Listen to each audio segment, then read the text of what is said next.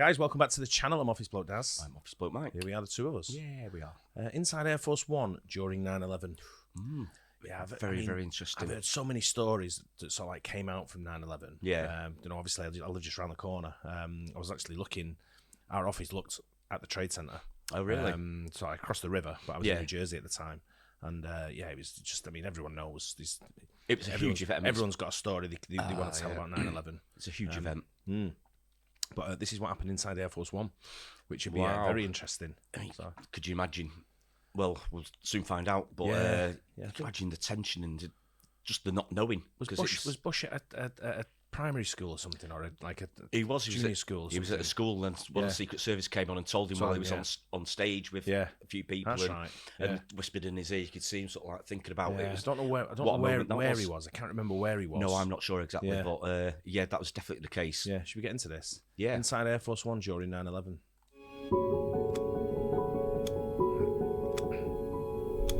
At exactly 8:32 a.m. on a sunny morning in 2001, President Bush leaves his room at the Colony Beach Resort in Florida and gets into his presidential limousine heading to a local elementary school.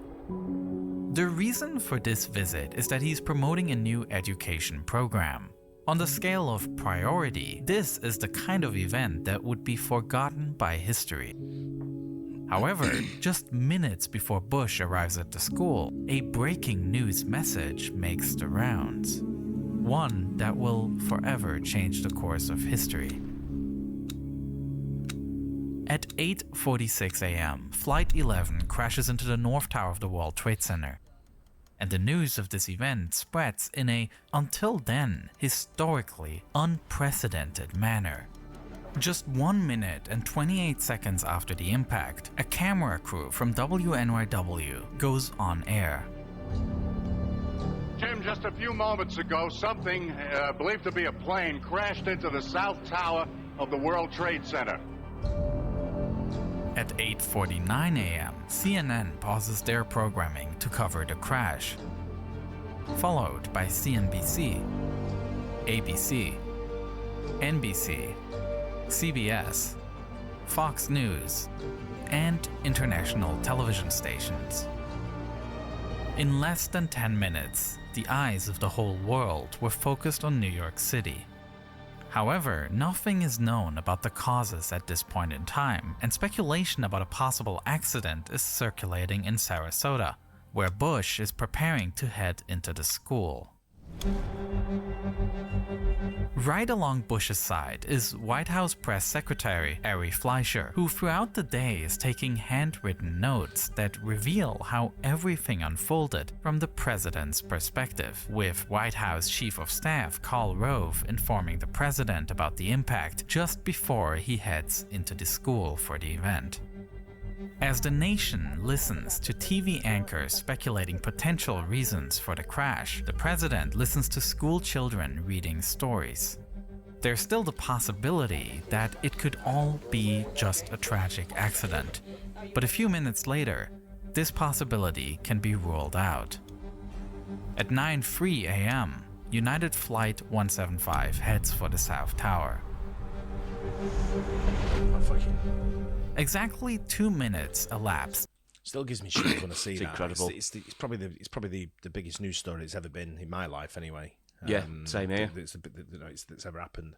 And watching it unfold, watching it live, and like I say, everyone's got a story. Everyone will know what happened that day and where they got the news from and who they phoned and how they there was people who you will know who've been in it. Yeah, not necessarily in the tower, but in the area, right in the vicinity. Sure, yeah, there's that many people involved, and all the emergency staff that went there as well. There's so many people involved in it all. It's just one of them Incredible. things. It's still bone chilling when you see the planes doing. It's still incredible. It's still mind blowing that it actually happened. Effect, the seismic effect it had on the world. Yeah, the way we do things every day now. Yeah, so I think this is I always love stories like this though, about that sort of go around and tell a different perspective of a story. When we did the boat lift, I never knew that boat lift happened. No, same here. When we Absolutely, yeah, but it's incredible. Yeah, it is. It really was. As the news circulated among reporters and White House staff, with the president being one of the few people unaware of what's going on, until eventually the White House Chief of Staff leans into Bush's ear and says, "A second plane hit the second tower. America is under attack." A few miles away at this time, a US government-modified Boeing 747 with the usual call sign Air Force One prepares to take the president back on a short journey to Washington, D.C. What no one can predict at this point is that the president will be on that plane for much longer today. After the school event was cut short, senior White House staff gathers in an adjoining classroom for a briefing, following the news on TV, much like the rest of the country, and an initial statement was prepared. Today we've had a national tragedy. Simultaneously, the Air Force is clearing the way for a seamless flight of the presidential plane. I need you guys to keep a good eye on Air Force One today. Make sure that it gets priority. They're going to probably be taking off early here to come back to Washington, D.C. So is there any way that you can help us out on that? Yep. They're out of Sarasota. They'll be coming back probably in the next hour, I believe. But whether Bush should really return to the Capitol in this situation is unclear, as the attacks on the nation continue. While the president is in his limousine heading to the airport, he is informed of yet another strike. This is coming at 9:43 Eastern Time. We're looking at a live picture from Washington, and there is smoke pouring out of the Pentagon. You imagine being the president in this situation. I mean, it's bad enough being like a civilian and so like not knowing what's going on. You just like you see one fucking thing after another that's coming through, and you're going, "Holy shit!" What's happening here? End? How do you stop it, and how do you retaliate? Yeah, because another one. What have you got to go at? A plane went down in Pennsylvania. I can't remember where it was. What? Yeah, one was just a bit short, wasn't it? Yeah, it went down in like fields in Pennsylvania, didn't it? Then you had the Pentagon. You had the two traces. And then there was loads of stories. So like coming up, there's another plane there. There's still some up in the air. Some have been hijacked. Obviously, they couldn't bring them all down straight away because some would be en route to other places. So it would have taken hours before they actually got to an airport. So it must have been so tense for hours and hours after that. For the other plane still. For the world, the whole world was sort of like on a sort of like standby because you're attacking the USA. It's the biggest superpower in the world. Absolutely. You think where's it going to end? Are they going to hit London? Yeah, is it going to be an ongoing thing? Yeah, as the days progress. It was absolutely frightening. It really was. It was. But this is like you say, it's bone chilling just watching it all over again. But imagine being the president having to make decisions that are sort of like it's unprecedented, wasn't it? Unprecedented situation where a country's been attacked in this way, and not knowing where it's coming from, completely out of the blue. About 10 minutes after the strike against the Pentagon, Air Force One is about to take off from Sarasota. The Secret Service had received reports that a person with an unclear device was near one end of the runway, and the fear was that it might be a weapon. Even though later it turned out to be nothing but a camera, as a precaution, the pilot decided to turn the plane around and take off from the other side so as not to be in the line of sight of a possible shooter. Unlike usual, the plane also climbs at an extremely steep angle, a safety maneuver that can protect against ground attacks. As Air Force One continues to gain altitude, heading towards the capital city, one other plane over US airspace is still under the control of the hijackers. Flight 93, initially heading to San Francisco, had changed course, now also approaching Washington, D.C. As it later turns out, the passengers of this flight had heard of the attacks on New York and initiated a revolt against the hijackers, with passengers attempting to gain control. At 10:03 a.m., Flight 93 crashes in a field in Pennsylvania. Although the revolt was unsuccessful in saving the passengers, it did save lives by preventing the hijackers from reaching their destination. Meanwhile, aboard Air Force One, heated debates are raging about where the president should be flying at this time. Bush himself had given the order to return to Washington, but in the midst of an ongoing threat, the Secret Service was not about to risk it. Bush was barred, or at least strongly discouraged from returning to D.C. Instead, Barksdale Air Force Base in Louisiana was chosen.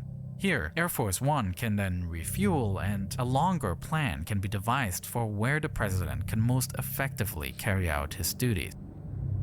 As the plane heads for Louisiana, growing concerns are also raised about the possibility of Air Force One itself becoming a target. While the plane is equipped with flares and smoke screens to detect radar and heat-guided missiles, it has no way to protect itself against an airliner collision. Air Force One is filing a random route, by the way. Okay. We don't know where they've decided to go, but they still don't have a fighter escort. They still do not? That's correct. Holy cow. That's what I was going to say before he took off. I thought he would have scrambled a fighter escort. Yeah, you thought that'd be the first thing, yeah, didn't you? Yeah. You see what the FAA's saying there. Yeah, and he's thinking the same, isn't he? Wow. Adding to this concern is the fact that some airplanes were not immediately responding to ATC calls, which led to the wrong belief that there might be an additional 3 aircraft still missing. Every plane in the sky was seen as a possible threat now, and therefore Air Force One started climbing to an extremely high flight level, above the usual cruising altitude for commercial flights, heading up to 45,000 feet so they can outrun anybody. While lateral movement is more difficult to track, Air Force One had this altitude for itself. And then, towards the end of their flight to Louisiana, Air Force One was joined by 2 fighter jets that had taken off from Joint Reserve Base Ellington to escort the president for the final few minutes. Throughout the flight, Air Force One's normally stable telephone lines were suddenly unreliable, making communications with the White House, where Vice President Cheney was sheltered in a secret bunker, very difficult. Communication networks across the country were at their limit that day, and Air Force One wasn't an exception. And it was during this flight when a controversial military order was made, one that until today is a controversial topic of discussion. In the bunker below the White House, there were ongoing fears that another hijacked plane was flying towards Washington, D.C. It later turned out that this was Flight 93, which crashed in Pennsylvania 10 minutes earlier. However, the information about the crash had not yet reached the White House, and between 10:12 and 10:18 a.m., Vice President Cheney was asked whether this plane should be shot down if it continued to head towards the Capitol. According to witnesses, as well as Cheney's own biography, he replied without hesitation and gave the go-ahead for the shooting down of a commercial plane that poses danger. The problem with such an order, however, is that Cheney, as vice president, is not part of the military chain of command.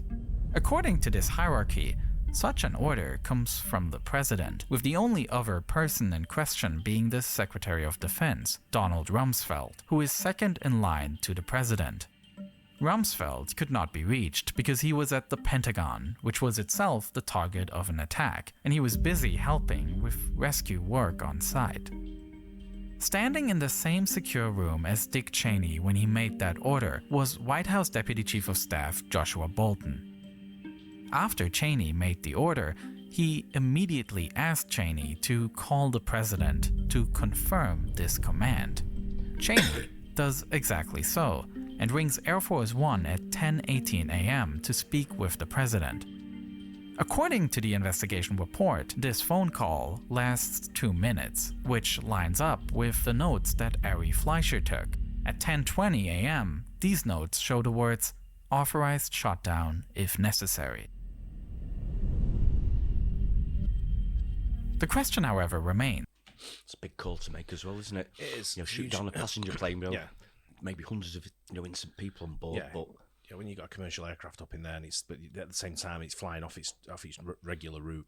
Yeah, you know what I mean? Because of what's happened before, it could be it could be killing like thousands of people. Yeah, it could be a lot more catastrophic. But what you've got there, you look at the time frames, or you've got very, very small time windows. It is really, isn't it? You're talking like a few minutes in like situations like someone's got to make a call, you know, and it's the call. I don't know if it's the right thing or the wrong thing. It's easy to sort of like look back on stuff and say, shouldn't have done that, or you should have done that. Shouldn't have done. Hindsight's a great thing to have. Exactly, but at the time you haven't got hindsight, have you? You've got like minutes to make huge calls. Yeah, and this aircraft's going miles off course. It was going to San Francisco. Now it's heading back to the capital. Yeah, it's not landing anywhere because it could have landed in I don't know, Pittsburgh or wherever. Yeah, airports that were close by. There's loads of airports in the USA. Yeah. Military airports, regular airports, international airports. There's loads. Literally, it could be anywhere. Yeah. So I think probably the right call. Yeah, big call as well. Did Vice President Cheney initially give a command that he wasn't entitled to give? He himself denied it and stated that he had already confirmed this order in a previous conversation with Bush. And in fact, Fleischer's notes do show that Bush and Cheney spoke on the phone beforehand, visible in the above entry at 9:45 a.m. However, there is no sign of a conversation about a possible shoot-down. Whether the two spoke about this or not can not be answered conclusively. Upon landing at Barksdale Air Force Base, a more detailed briefing took place, and the president once again addressed the nation. Freedom itself was attacked this morning. As Bush delivers his speech, his security team and national advisors have come up with a new destination. The president is determined to head to the White House, saying, "I want to go back home ASAP, and I don't want whoever this is holding me outside Washington." But the Secret Service disagrees, with Eddie Maranzel, the president's lead Secret Service agent, saying, "Our people are saying it's too unsteady still." Therefore, at 1:48 p.m., Air Force One takes off from Barksdale Base, heading not for Washington, but for the Offutt Air Force Base in Nebraska. The reason they decided to go here is that this base has the US Stratcom bunker, an immensely protected underground compound with advanced communication capabilities. On this journey to Nebraska, Air Force One is flying almost entirely alone in American airspace. Already at 9:45 a.m., 1 hour after the first strike, a complete closure of all US airspace was ordered, after which aircraft had to land at the nearest possible airport. At around 12:15, this closure was completed, with all commercial and general aviation grounded. Fantastic. That must have been. After landing at Offutt Air Force Base, the president and his team gathered in the US Stratcom bunker. It is located 40 feet underground and is thickly built to provide protection from any possible attacks. In addition to an extensive communication center, there are also several other rooms with offices and even bedrooms, so that this station could function as an overnight base if necessary.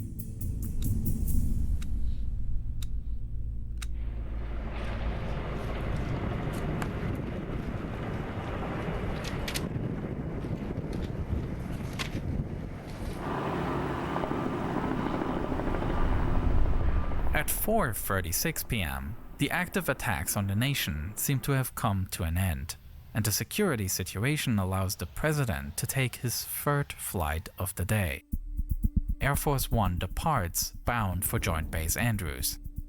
But even this flight was carried out under immense security concerns, as the Secret Service not only worries about security in the airspace, but also considers possible threats on board. One not frequently reported on concern was that just a few hours earlier, a call had come in at the White House switchboard with a message that resulted in the worst of fears. The message on the call was "Angel is next." Angel is the internal code word for Air Force One, and what is especially concerning is the fact that this code word was not publicly known, leading Secret Service agents to suspect an insider might be plotting an attack on the plane. In face of this ominous message, the Secret Service decided to permanently station agents in the aisle of the presidential area. Additionally, another agent was placed near the cockpit door, ready to defend it from any intruders. In the later investigation into the events of September 11, it'll appear that a number of misunderstandings had led to this warning, and that these exact words were not uttered on the phone. It was one of many false alarms that day that severely raised tensions aboard Air Force One. At 6:44 p.m., Air Force One lands at Andrews Air Force Base. From here, the president flies on Marine One to the White House, where he will address the nation from the Oval Office that same evening. A simple journey that was supposed to take just 2.5 hours turned into a tense relay race between Sarasota, Florida and the White House in DC. All in all, it took more than 9 hours, a time period in which thousands of lives were lost in an attack that will shape the next decades. As for Air Force One, this was arguably the most serious test of its safety capabilities that ever occurred. Many of the protocols were shown to work, and the pilots made decisions to ensure maximum safety. At the same time, the day also revealed weaknesses, with a large delay until the flight could be escorted, as well as confusion due to false reports, and an unreliable communication network. All things that were improved on in the following years. The September 11 attacks brought the realities of global events directly into our homes through cable news. In the more than 20 years since, the media landscape has changed dramatically. Today, outlets not only rely on TV ratings, but also on generating clicks, leading to increasingly divisive headlines and stories designed to provoke outrage. And it's easy to fall into this cycle of only reading articles that confirm our opinions. To better navigate this, I personally use Ground News. Adverts there now, isn't it? Yeah. Yeah, I think that's it. Yeah. Yeah, very interesting. And he's right what he says there about the headlines that sort of like come out about the what people want to read and very divisive, which it is. Absolutely, yeah. But yeah, I mean, 9/11 is just very changed the way we live and live our daily lives. It changed so many things, didn't it? It really did. It's absolutely incredible sort of like happenings and everything. Yeah. What happened there? It's hopefully never happen again either. Yeah, it's like I say, what Bush was doing at that school was to announce some kind of like what did he say? Some kind of educational program, initiative. That's right. Yeah, which never kicked off. Did he say?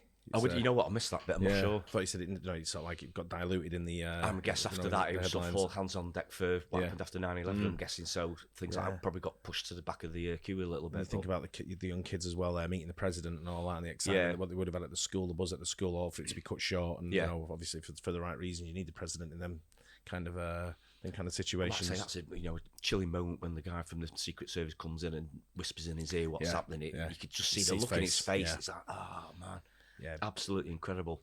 Really was. It's like I say, I love like listening to stories from 9/11 in the way of like don't know whether it be dramatic or interesting like that is there. Knowing what happened on the Air Force One. So much heroism as well from especially all the huge. The emergency services, the firemen and the police and everything. Yeah, because a lot of those lost their lives as well. Absolutely incredible going into buildings like that. And then you look at, like I say, the boat lift, stories like that. Absolutely, superb That's a great stories story as well to listen to, and then there's obviously the horror and the the loss of life that went with it as well, which is such a shame for such Yeah, it's terrible, absolutely tragic. It really was. But I mean, the way it was dealt with and everything, I mean, you probably couldn't ask for any more in the circumstances because it's so, like I say, it's so unprecedented. It's such a huge thing. Probably one of the biggest things that's ever happened ever in my lifetime. For sure, without a doubt. But incredible story. Yeah, it's really a shame we just can't all live in peace, right? Live as one. If only. It'd be nice. Anyway, I hope you guys enjoyed that. Very interesting story behind the Air Force One in 9/11. And we'll catch you on the next one. Cheers.